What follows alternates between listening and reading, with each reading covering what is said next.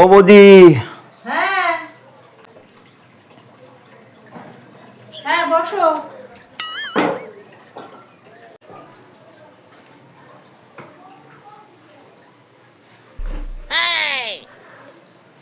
হ্যাঁ বলো।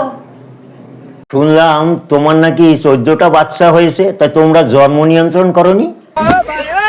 না, আসলে কি হয়েছে বলো তো, তোমার দাদা না বিয়ের আগে 13টা ভালোবাসা করেছে, কিন্তু একটাও বাচ্চা হয়নি।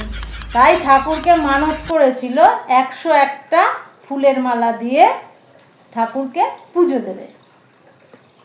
তাই বিয়ের আগে পরে মিলিয়ে আমাদের 14টা বাচ্চা হয়েছে। ও, দাদা তো খুব ভাগ্যবান।